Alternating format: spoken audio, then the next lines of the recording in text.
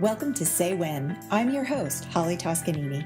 This podcast is for any woman who's had enough of restrictive diets, feeling bad about their bodies, or putting their lives on hold until they lose the weight. If you've had enough of diet culture, then it's time to say when. Hello, and welcome to another empowering episode of Say When, where we explore the journey of intuitive eating, body acceptance, and liberating ourselves from the shackles of diet culture. I'm your host, Holly Toscanini, and today I'm going to invite you into the transformative world of Life Bliss Wellness. Founded by Lisa Branscomb, a visionary lifestyle coach devoted to uplifting wellness and fostering a nurturing, anti-diet approach to self-care, particularly for Black women. Lisa champions the philosophy that it's the perfect moment to embrace softer, healthier, and more joyful ways of living. At the heart of Life Bliss Wellness is a profound mindset that's dedicated and a holistic worldview where it's spirituality, sexuality, sensuality, joy, and relaxation. These things become the gateways to unlocking your inner vitality, creative spirit, and confidence. And these are essential elements for a life filled with happiness, health, and softness. Drawing inspiration from the ancient enriching teachings of Tantra yoga, which utilizes the art of moving meditation, Life Bliss Wellness is a journey beyond personal freedom, mental clarity, and blissful experiences in the fabric of everyday life. Lisa is using this as more than a concept. It's really a celebration and abundance, a celebration of sisterhood, acceptance, sensuality, and joy. And these are pillars of health. And it stands in contrast to the outdated practices of restriction, deprivation, and overexertion that have continually let us down. Welcome, Lisa. I am so excited to have you on today's show. Thank you for joining Oh, me. thank you so much for inviting me. I'm happy to be here. Now, can you share with us what really inspired you to create Life Bliss Wellness and how it specifically addresses the needs of the modern Black woman? Yes, when you look at wellness as a whole in our just mainstream culture, it is there's an absence of people who look like me. Hmm. And the issue is not necessarily people who look like us, but people who value culturally what Black women value. And so oftentimes you see just images of people sitting on mountaintops meditating or a stack of rocks or things like that, and we just Hmm. don't relate. And then oftentimes when we do join wellness organizations or clubs or any other, type of gathering of women in the name of wellness, we just don't seem to fit in. And it does not help us because we're trying so hard to create this look that we just don't have, and it's Hmm. counterproductive. So I felt like we need to have wellness that actually addresses us, not trying to fit into someone else's box, but to basically build our own. Beautiful. Now, I noticed that you talk a lot about softer living. Can you go into that a little deeper and really explain what that is and what it means for you? Mhm. Yeah, I've been noticing like in the last couple of years, there's been a lot of chatter online about soft life. People want Hmm. to live softer. And at first, I just kind of brushed it aside, didn't think about it until I looked a little bit closer and I found that it was, first of all, originated out of some women in Nigeria, which Hmm. I found really interesting. Hmm. And and then I looked at the concept of it, which is a life of less stress and more joy. And I thought, okay, and I dug a little bit deeper and I found that it matched almost identically with my previous teachings of Tantra. Hmm. It just was absolutely, I was like, this is Tantra. And and so a long time ago, I used to have a practice called Life Bliss Solutions, and it was Hmm. life coaching from a tantric perspective. And the Beautiful. issue that I had with this was way back in the early 2000s. Hmm. And the issue that I had was it was hard to market because Hmm. back then the word tantra was not what I knew it to be. There was Right. something on HBO called Real Sex, and they had an episode about tantra that just burned me to the ground. I was like, Mm. oh damn! Yeah. And I was getting creeps, contacting me. I was like, this is not what I want. So I just erased it from my entire program. Hmm. But it's always been like a guiding philosophy for me. It influences my lifestyle in my own lifestyle, and then even the work that I do. So as I was reading this soft life information, I was like, oh my gosh, this is Tantra. I can bring back Tantra. And I decided to bring it back, but not necessarily saying teaching Tantra because it's very esoteric. Hmm. And I also don't really prefer the guru student relationship at all. Right. I prefer a more like a guiding to yourself kind of setup for it. Hmm. So I said, okay. And I got encouragement from my fellow coaches. They were like, yeah, do it. And I was super excited about it.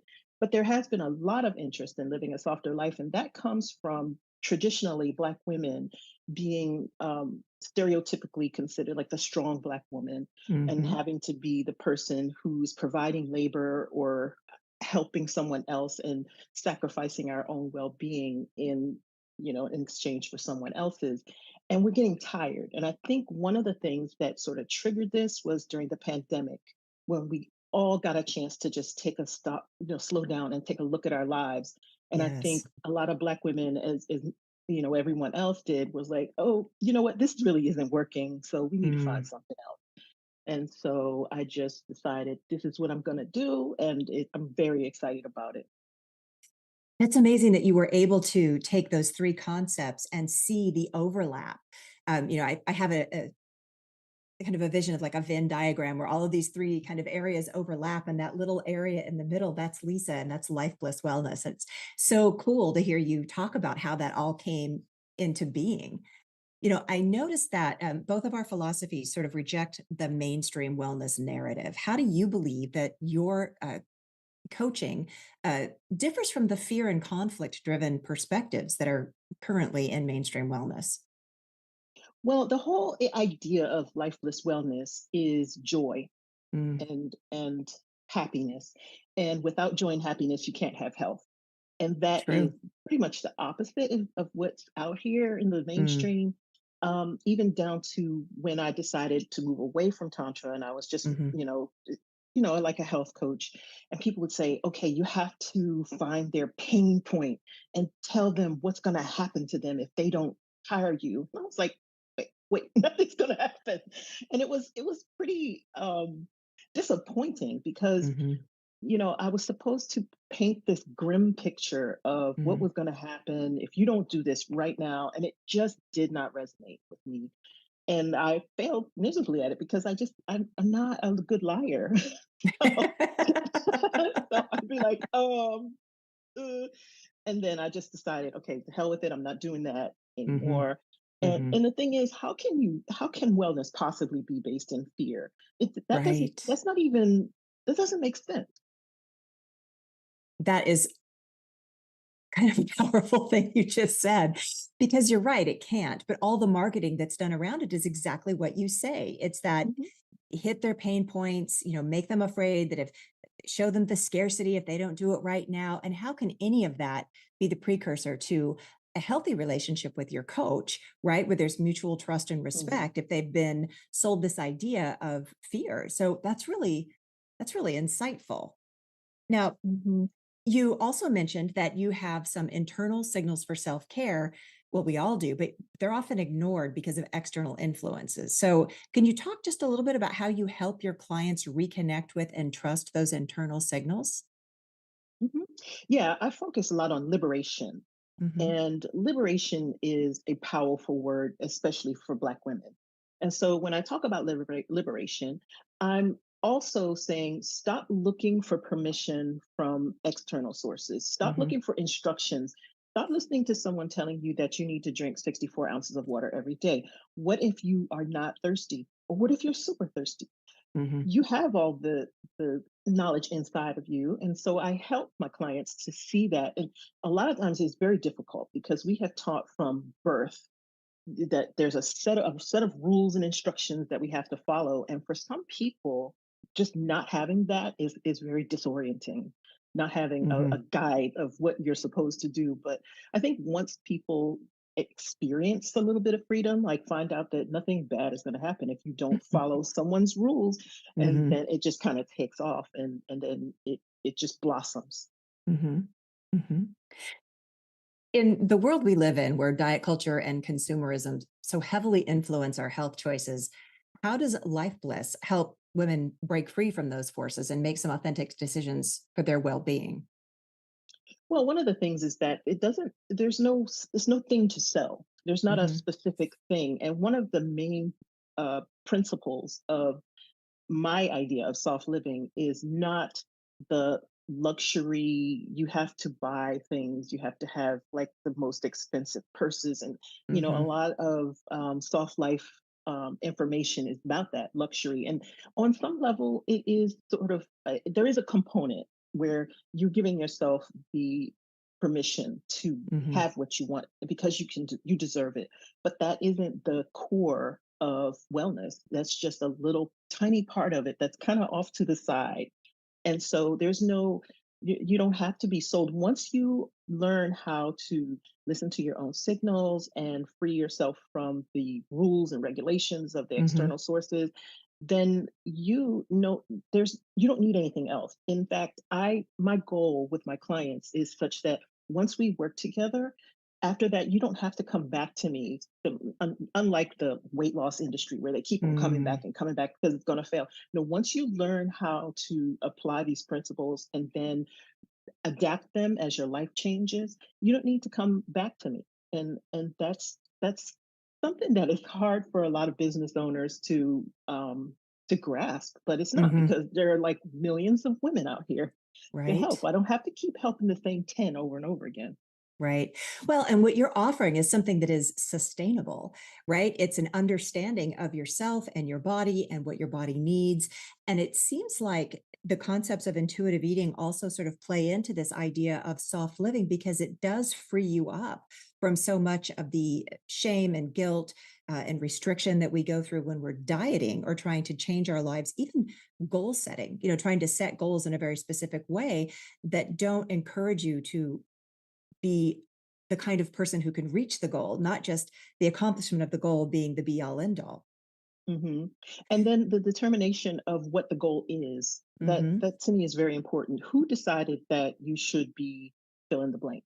Hmm. Only you get to make that decision, not somebody else. And I find that that concept feeds right into the whole femininity Hmm. idea, where historically Black women were told that we weren't feminine, and that continues today because that whole strong Black woman trope just keeps Hmm. on showing rearing its ugly head.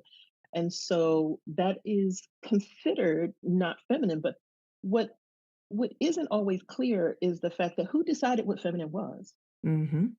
As far as we're concerned, that's part of the patriarchy, and that Yes, was designed to control women.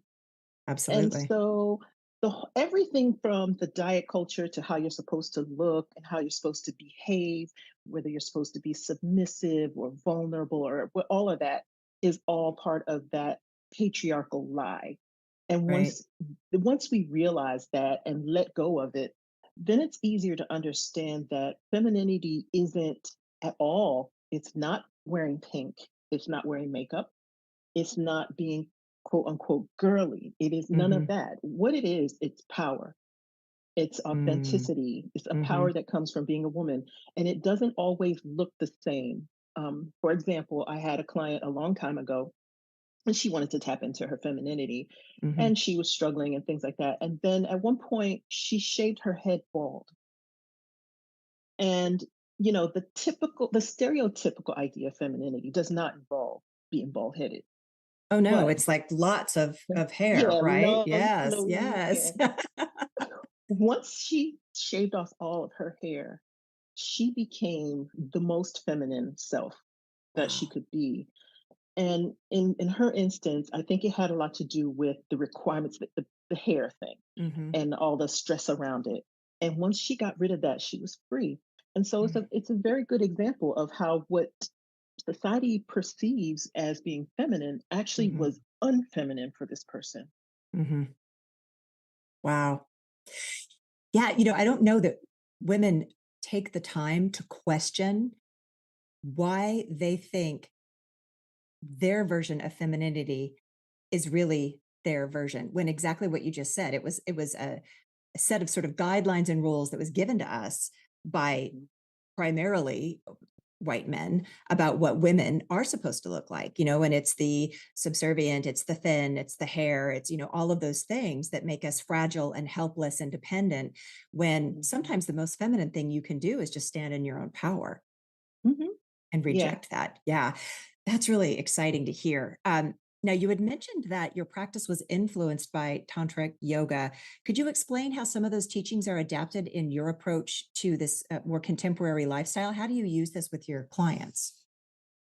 Well, first of all, the whole idea of feminine power turned on its head. Hmm. Just like what we were just talking about, the fact that it doesn't look necessarily like what you think it does, and it is powerful. It is not weak. It is not submissive. It is not vulnerable. It is power.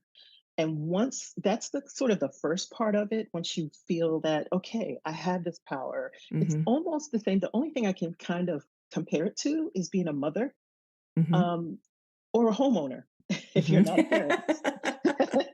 Somehow, when I got this mortgage payment, I became like, okay, I'm the boss of everybody and everything. So, My house, my rules. exactly. And there was things, I bought in a neighborhood where things were going on, and I wasn't afraid. I just bust outside and be like, what do you think you're doing right here in my yard? And that's the closest analogy I can come up Hmm. with that Hmm. power. It's nothing like what we thought it was. It's complete. It's a feeling, and it's inside, and you have to kind of move around and find out how to trigger it into action. Hmm. And another part of tantra is sensuality, which is Hmm. also often misunderstood. Hmm. It's not. It's looked at as being bad or sinful, Hmm. but in reality, what sensuality is a connection between you and the world around you. Hmm. And that connection removes the duality. So you are actually a part of it. And one part, my most effective way to demonstrate this is with nature. Hmm. If you go for a hike in the woods, or if you just stop and smell some flowers, it's the sensuality, the connection. You need your senses, your sense of smell, your sense of taste, your visual, your hearing, all of it, touch. It all is a system of information that comes to you, which makes that connection between you and the outside world. So making sensuality a more of an everyday um, experience, Hmm. and also allowing for it to be pleasurable Hmm. without it having some bad connotations has Right. been a huge part of it, because that also feeds into being able to connect with your inner person, as opposed Hmm. to just all the rules and regulations on the outside. And then Right. the other things that it really are almost identical to my tantric teachings are Hmm. self-trust. um, Sometimes always, you just know better. And Hmm. sometimes the outside world doesn't agree. Oh, well, that's too bad.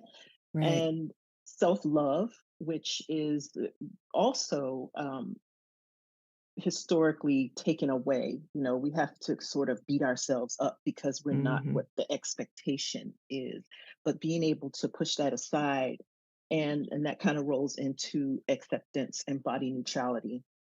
Acceptance of everything, all of your circumstances. But for women in particular, body neutrality is a huge part of that, because how you are in your environment affects your feminine power. So it's all connected together. And to me, just the eye opening part of, oh my gosh, this is Tantra. I get to bring it Hmm. all back, every bit of it.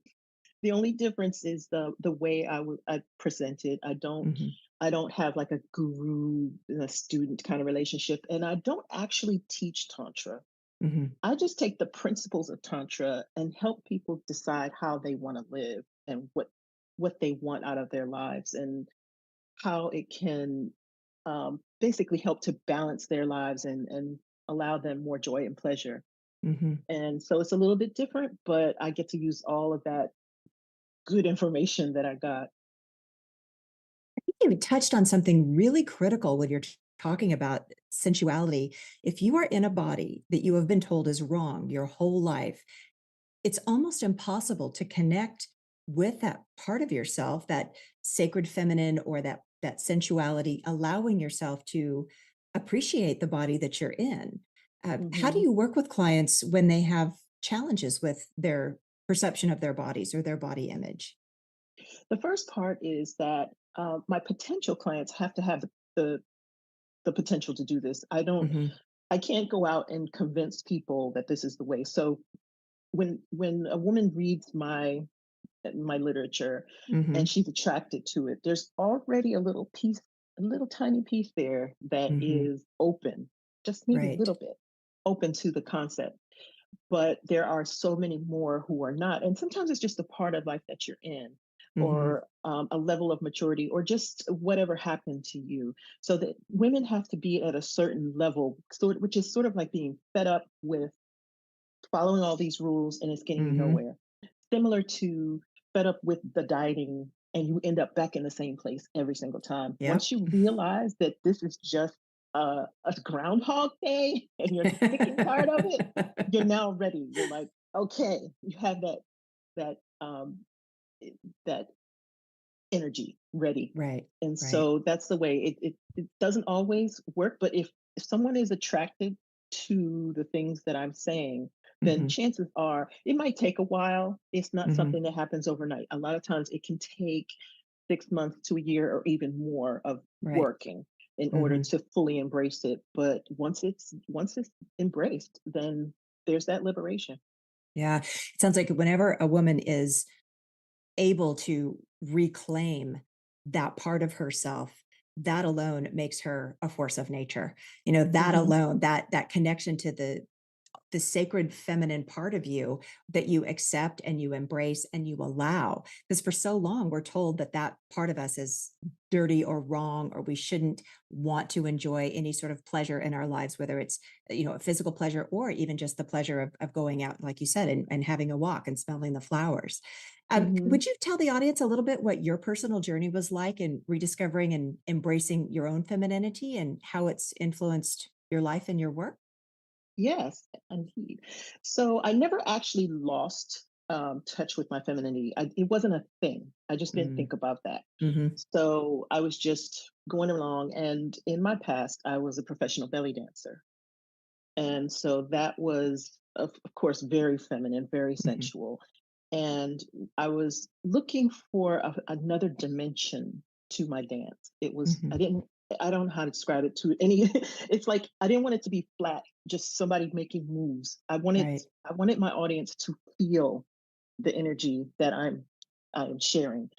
And so in researching this, that's how I stumbled upon Tantra.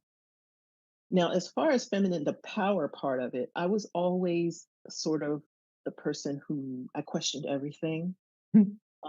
I was kind of hard to probably to raise. My mom was like, she's just not going to listen until like I needed some sort of explanation for everything, and it had to make sense from Mhm. a young age. So you couldn't just tell me, oh, you have to do this because I just wouldn't accept it until you went into, okay, well, this is why, because if you don't, you could die or whatever, Right, whatever the right. case may be. So then I would take it seriously.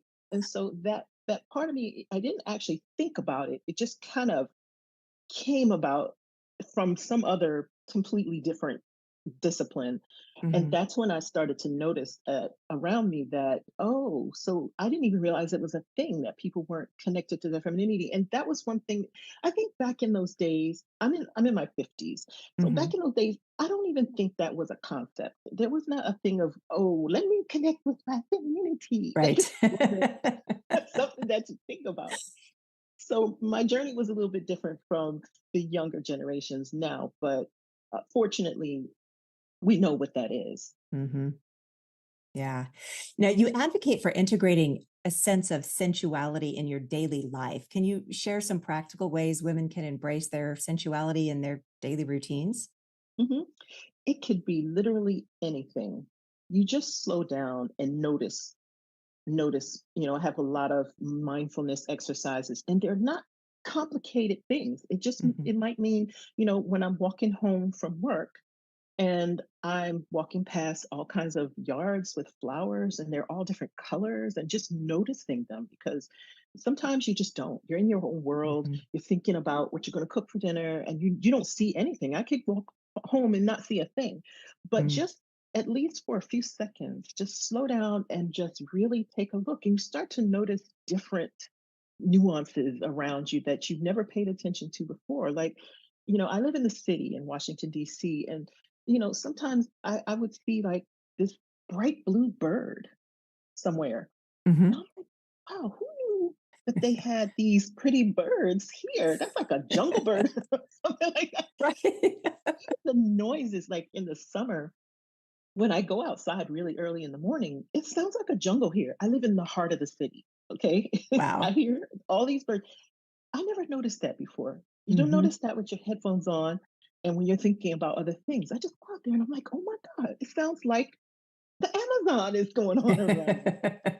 And it's fascinating. And even, to cooking, I love to cook and Mhm. using my sense of smell to decide what to, create with this, and not having to have a recipe all the time, but just to kind of smell, I think a little more garlic would be good here. Mhm. And so just trusting that, okay, my nose is telling me the truth. Yeah, I need some more garlic. Just little things. It could be literally anything. And the fun of this is when I'm working with my clients to have them discover what do you discover when you just slow down? Because Mhm. there's just unlimited sensual things going on around us if we just pay attention. Exactly. And I love that you were talking about the cooking too, because I know when people take an opportunity to even eat a meal mindfully, where they are 100% tuned in and focused to what they're eating, and they're paying attention to not just the taste, but maybe the texture or the sound it makes when you eat it, or even the sound of the room. Are you in your car? Mhm, Are you at the table? Where are you? If you really pay attention, you get so much more out of that meal than just physical mhm, nutrition. You're really nurturing your spirit and your soul and all of your senses. So that makes complete sense that mindfulness would be a huge part of what you advocate for. mhm. Also, there have been studies that when you allow yourself to calm down and fully experience a meal, the nutritional uptake is actually greater. I was like, what? So you Mm, actually get more nutrition from a meal that you pay attention to than when you scarf down without tasting. I isn't don't that exactly, fascinating? I don't know how that works, but it's from reliable sources. Yeah. Well, it makes sense. I mean, if you are not engaged in thinking about everything but your meal, right? Then your body is more focused on getting what it needs. If you're got too much cortisol or if you're too busy being stressed out, you're not going to digest that meal as well. So that makes Mhm. sense. Yeah, Yeah, there it that's does. really interesting. So, what are some common challenges that you've seen that women face in reconnecting with their femininity and sensuality, especially in today's society? Self trust is probably the biggest hurdle that I experience with my clients Mhm. because we are taught so flatly that we are not to trust ourselves. And we Mhm. don't even think about all the different ways that we're taught not to trust ourselves. But in every single little way, even down to how much water to drink. Yeah. And we teach our children sometimes inadvertently this Mhm. also. I have one daughter, and when she was younger, she went to Montessori school. And one of the things that her teacher told me was just leave these kids alone, let them wear what they want to wear to school. And I was like, oh, but wait, it's cold outside. She's going to freeze to death. We're thinking all of that. Wait a minute. We're in Washington, D.C. It doesn't get that cold. But the thing, the thing about it, she told me is that no, they're going to be uncomfortable and they're going to learn that that's not really a good idea. And you won't have to deal with that anymore. And I was like, are you sure? Are you sure? I don't want to be a bad mother. That's the thing. Right. But, even, children eating, like sometimes my daughter, she wouldn't eat for like the whole day. And I was so horrified. She was a baby. And so I thought, oh my God, she's going to starve to death. No, the doctor told me the kids don't starve themselves. Okay, they Right. won't starve themselves. They're just not hungry. And Right. I figured it out later that a lot of times when you're fighting off some sort of virus or something, your body is using all of its energy on that fight. And it doesn't have time to be dealing with stuff like digestion. Hmm. And so I finally relaxed about it, and just realizing that, okay, she trusts herself. She's Hmm. not going to freeze to death, and she's not going to starve to death. She's going to be just fine. And Right. that's part of what we're already adults, so we never got that freedom. We never got that opportunity to just wear whatever we want to wear, do what we want to do, and eat when we want and what we want. Hmm. And so that was the most difficult thing as an adult, allowing that, because we've been taught since birth to follow Hmm. these rules. Right. Right. It's interesting because with intuitive eating, we're not really learning something new. We're giving ourselves permission to go back and be the eaters we were born to be. Yeah, and That's so trusting fascinating. myself. I had to trust my daughter. I had to trust Hmm. her that she knew what she wanted or what she needed at the time. Right. And you can imagine I got a lot of like frowns from people around me. I'm like, yeah, go ahead, you can have some ice cream or whatever. I'm not, Right. but she ate vegetables. She never had a problem with Wow. eating vegetables and things like that because I never made a big deal out of it. I just let her Right. do what she wanted to do. But I did get some looks, and you have to be, you have to hold on and be strong. And as an adult, the same thing. You have to just be strong because people around you are going to be like, if you want your liberation, that's what you deal with. Yeah. So tell me a little bit about some of the maybe transformative effects you've seen in women who have embraced their femininity and sensuality. If you have, specific examples that you can think of from clients or just some general things that you've seen. I've seen a lot of different things. For example, I've seen women become artists.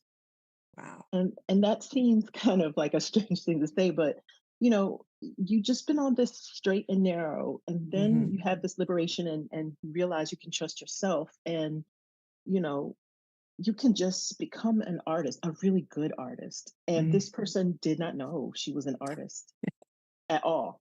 She just did what she was supposed to do, and she never. And so just the joy that that brought into her life was it was worth everything. It was so valuable. And I see it in a lot of different things, in just being able to make decisions about where you live, how you live, career. Mm. Some people, will just completely change their career because they're not getting what they really wanted. They were just going along with the flow. Mhm. And and in some cases, women have made complete changes, moved away, done things, completely differently, and we're just content with themselves. And a lot of times you see health conditions resolve Mm. because a lot of health conditions, stress is the root of them. Yes. And once you remove that stress, then, oh, it's like some miracle happened, but it really was.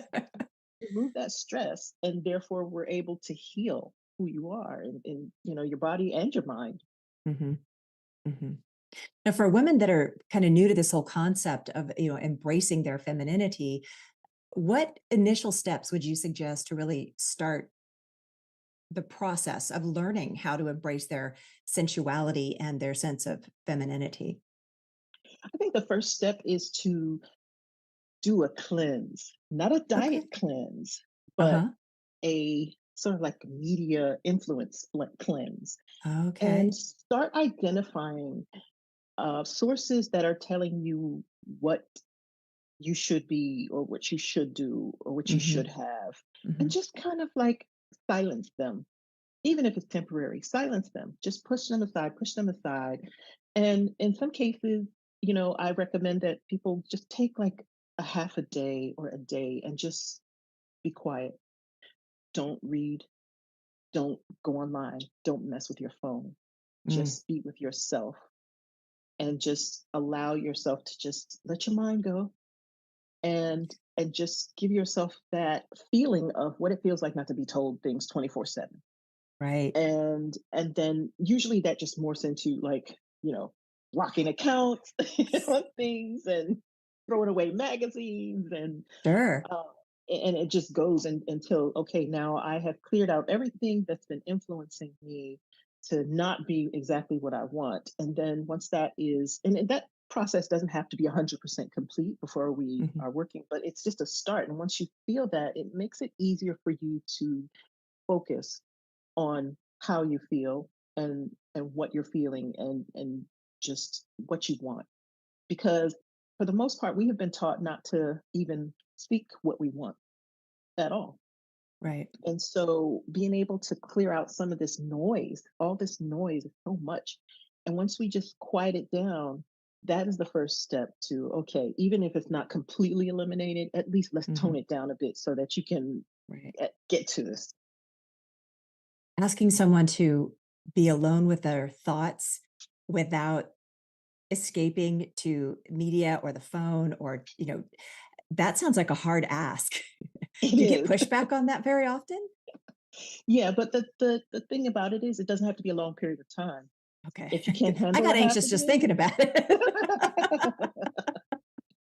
if you can't handle a half day, Sure. half an hour, whatever you can. And once you try it, realize it's not that hard. Mhm. It's just the beginning of it. When you start, okay, I'm going to close everything, I'm going to shut everything down. You're like, oh. Mhm. But then, just relax. Everything is going to be fine. You can turn everything back on. Sure. Just give yourself a little bit of time. And it's kind of like when you teach meditation. Mhm. A lot of people can't sit there and sit there cross-legged and eyes closed. And actually, I'm one of those people. I don't meditate that way. I use Mhm. moving meditation, because sitting there with my legs crossed and my eyes closed in itself is it's otherworldly. And Yeah, yeah.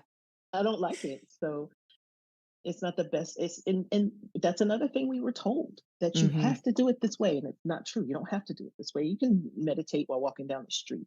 You Right. can I do a lot of dance meditation, things like that. Now, do you integrate some of that mindful movement into your wellness practice? Yes, yes. And in fact, I'm right now working on creating a whole program around it, Oh, where exciting. because belly dance kind of that's how this all fits together. Belly dance was Mhm. the thing that caused it all to happen. And it almost is like meditation, because you are in a spiritual way when you're Mhm. doing it, when you're one of the people who are doing more than just moving the body, because some dancers are just moving, they're mechanical, and that's what Sure. I was looking to get beyond. Once I did that, it was about harnessing energy and actually giving this energy to my audience. And Mhm. it's so amazing to watch it happen. But in the case of working with clients, they're not necessarily dancing for an audience, but just being able to identify that energy, that there's more to this than just moving your body. There's there's a whole centering process and a grounding process that happens, Mhm. and that is that also feeds right into the sensuality part of it, and it kind of helps it click, because a lot of women don't even, these are like foreign words, and they Mhm. don't know what this means at all. They're like, what? But once you feel it, once you allow yourself to feel it, okay, then I see things start to click, and then that's when usually um, things accelerate. Right. It seems like body trust would be a big component of that too, because when we're doing something like, learning to move our bodies in a different way, we don't want to get it wrong. It's like, I got to do it right. Mhm. And when you give yourself permission to trust, then maybe there's no real wrong way to do it. And, that's really liberating. It is, and it feels good. It's like when people realize that it's exercise. Oh my gosh, exercise that isn't all painful and terrible. I'm just Exactly. I'm flowing. I'm in my world and I'm flowing, and Mhm. it's beautiful to see. And you don't have to be a professional dancer. You don't even have to be a good dancer, Right. but it's beautiful to see that energy just kind of blossom, and for a woman to be in that energy without worrying about what's going on around her. Right. Well, it also, is based sort of on the concept of embodiment. And if we are in bodies that we are uncomfortable with or that we are ashamed of, it's really hard to want to be in that body. But it seems to Hmm. me that if someone could learn your methods, they would be more comfortable with themselves and learn to trust this body and then be more willing to actually be in the body that they have. It's true. And an added bonus is with belly dance, the typical thin, skinny body isn't necessarily the it isn't put forward as as ideal.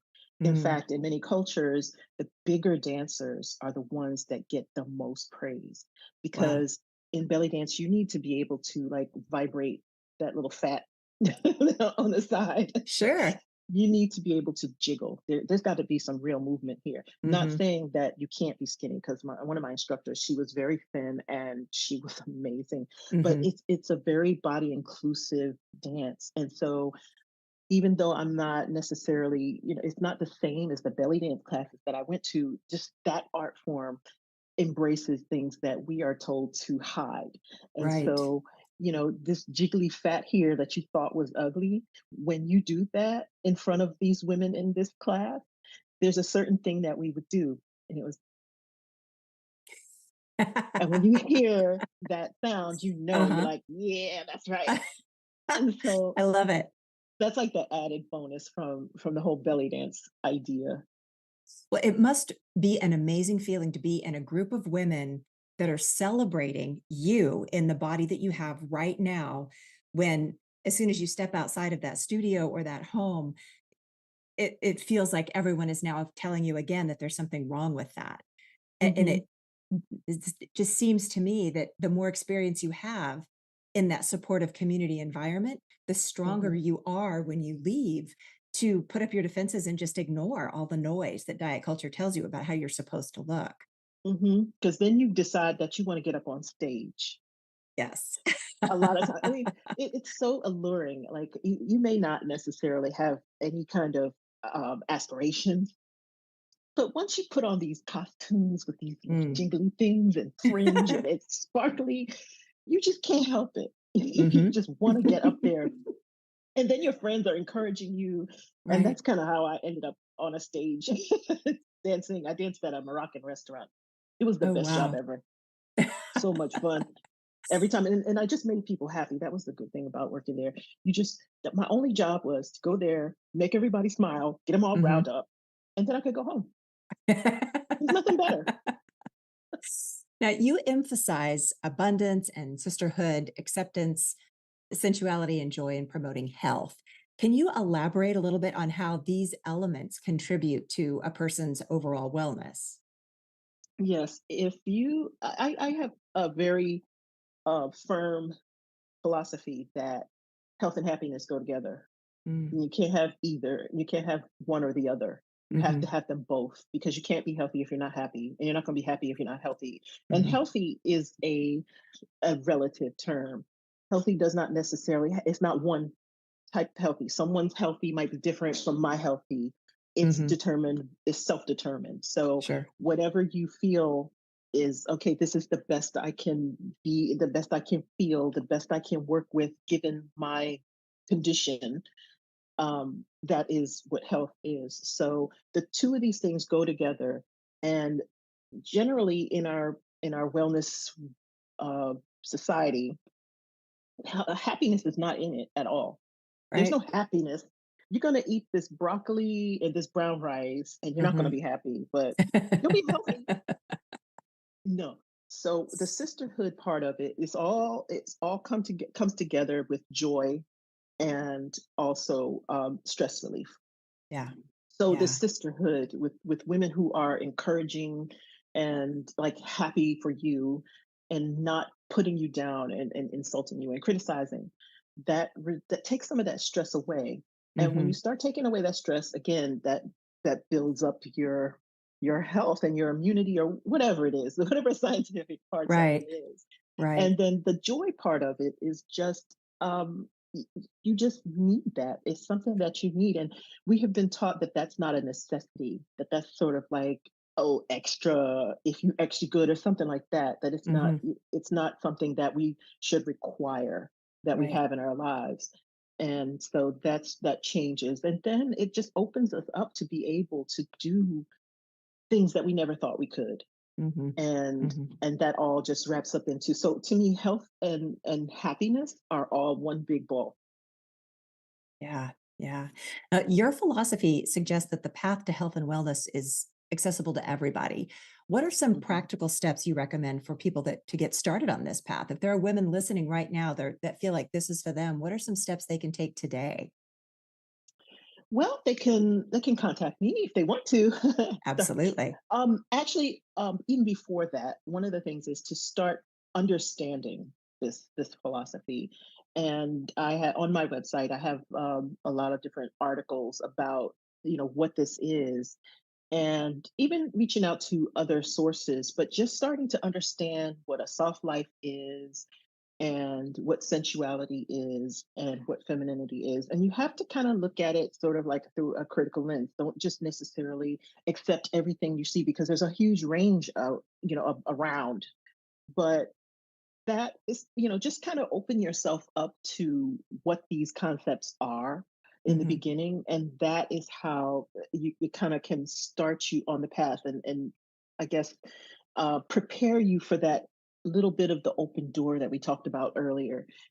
That little bit of acceptance that there might be a better way than what I'm doing right now, because this is how it usually starts. It's just a little tiny little thought that pops into your head, Hmm. and it might go away, and then again it comes back again. But just that curiosity, just be curious, open your mind, take a look at things, try not to let some of the the prohibitions from your past Hmm. influence at least what you're looking at and what you're reading about and what you want to know. And for some women that's even hard, Yeah. because everything is controlled, everything is so tightly controlled. And so just being curious, and there is no right or wrong. So, one person's femininity and sensuality is not the same as someone else's. Hmm. And just being okay with that, but and just look at the range of things that are, available to us. And then if you feel like, okay, this might be something I want to look into, then Hmm. they could contact someone like me. Or even, if you're not ready for that yet, just try something that makes you feel good. Mm. Whether it is go to a painting class, go to a dance class, just try something. Open the door just a little bit. And usually what happens is that you open it wider, and next thing you know, you're all in. Exactly. So, what empowering message would you like to share with women who may feel disconnected from their femininity or their sensuality? Um, we all have it. We all have femininity and sensuality and the capacity for this inside of us. It's not, no matter what anybody tells you, like, usually there's somebody in your family telling you, oh, you're such a tomboy, you're not feminine. None of that is true, because their idea of femininity is not what we're talking about here. We're talking about power, something that's very Hmm. powerful. So just knowing that it doesn't matter even, like, for example, women's sexuality. Some women think that because of their sexual identity, they don't fit. And that's not Hmm. true at Yeah. all. I don't care what you are, I don't care what you identify as, it doesn't matter. It is here, it's in everyone, including men. There Yeah. is feminine energy in men. We have Absolutely. masculine energy too, and we're not Hmm. trying to get rid of the masculine energy. We're just Sure. trying to unsuppress the feminine energy that we have. We all have it, no matter what. So that's one thing. And then another thing is to look at it from a different perspective, which is for Black women in particular, who have, the whole issues that women have everywhere, but then also the race part of it. It's two things at one time. There's the race, and then there's the gender, and it's all just one big thing. And so a lot of times that has produced generational trauma or just Hmm. individual trauma. And this liberation and this reawakening of our feminine selves, our sensual selves, is a healing. It truly is a healing of that trauma and that generational trauma. And by generational trauma, I mean that trauma that was handed down from your grandmother to your Hmm. mother to you. And we want to break that before you hand it to your children. Or even if you have, then you can still, work to undo it. But it is imperative. It's not just a little thing that we do for fun. It is fun, but it's not just that. This is actually healing. And this is one of the many ways that we can change our narrative Right. of being Right. Black women in wherever we are in the world. Beautiful. Now, if our listeners are interested in working with you, what is the best way to find you? The best and the easiest way to find me is my site, and it's just Mhm. lifeblisswellness.com. There's a contact page where you can just type a message right in there. And if you're not ready for that yet, there's a way that you can sign up for a newsletter if you just want to get more information, kind of like Sure. without being seen. I know that Hmm. that happens sometimes. You're like a little bit shy, you're not really sure what you want.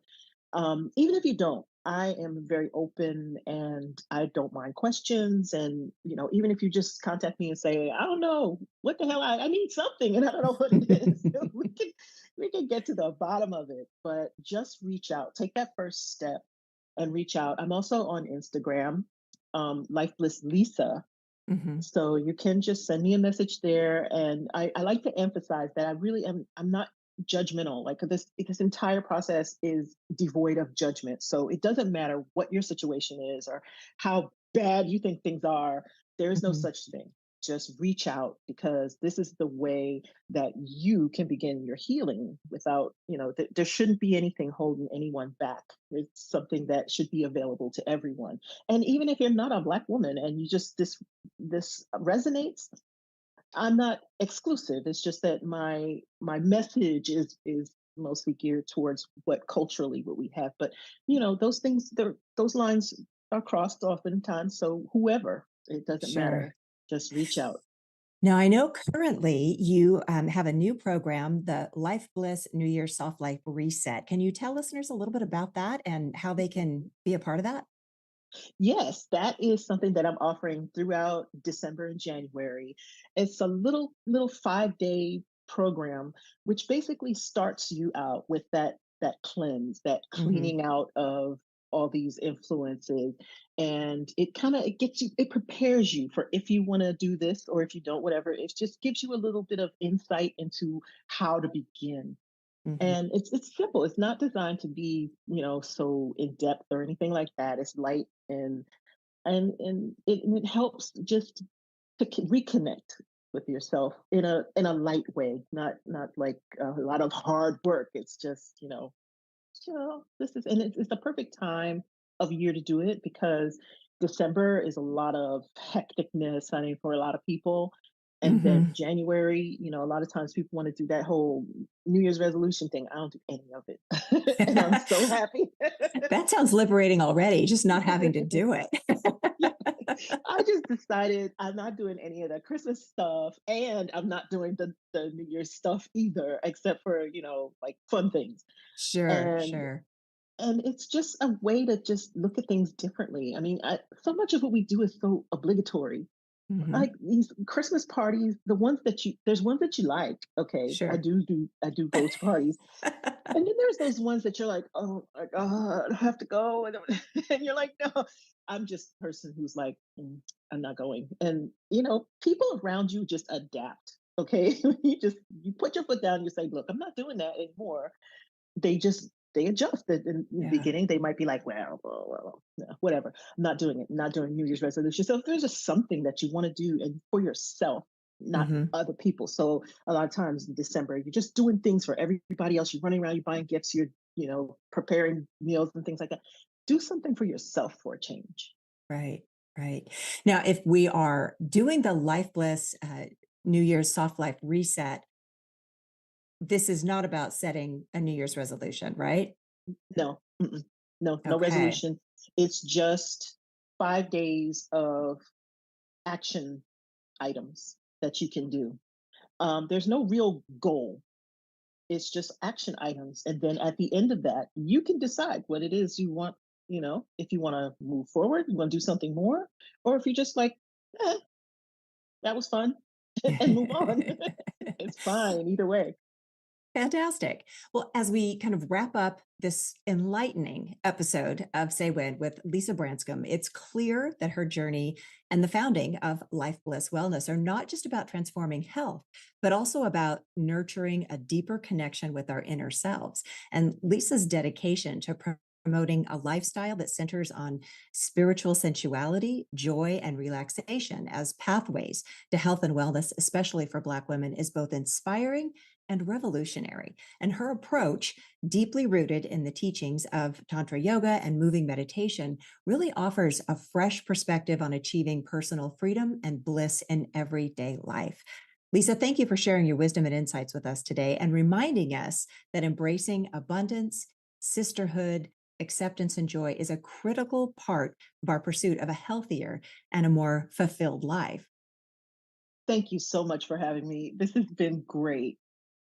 I'm going to recap a few of the things I'm taking away from our conversation before we end this session, because I think this is such a great bit of information that everybody needs. The Okay. Lisa's focus on reconnecting with the sacred feminine and sensuality offers a transformative path to wellness that emphasizes the importance of understanding and embracing these aspects of our lives. And her holistic approach, incorporating the spiritual, the mental, the emotional well-being alongside the physical health, really challenges the conventional wellness paradigms and encourages a more inclusive and empowering perspective on health. And today's conversation really highlighted how joy and relaxation aren't just leisure activities, but essential components of a healthy lifestyle, crucial for accessing inner energy and, as she explained, even creativity. And Lisa's rejection of the restrictive, deprivation based norms of mainstream wellness culture really underline the need for more nurturing and accepting approaches to our health and our fitness. And a key message from Lisa is that wellness and a fulfilling life are accessible to everyone. And I want to encourage listeners to give yourselves permission to pursue your true desire and live authentically. I think that was a great conversation, Lisa. Thank you so much. I am so excited to have you here and can't wait to hear more about the things that you're going to be doing in the next year, and would love to have you back again another time if you're willing. Absolutely. Thank you so much. I totally enjoyed this. And anytime you want me back, I'll be back. Fantastic. Thank you for joining us for another episode of the Say When podcast. Until next time, bye for now. Bye.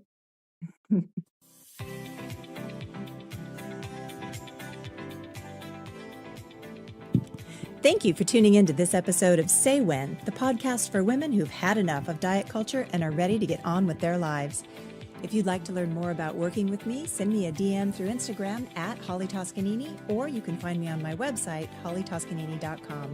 Thanks for joining me.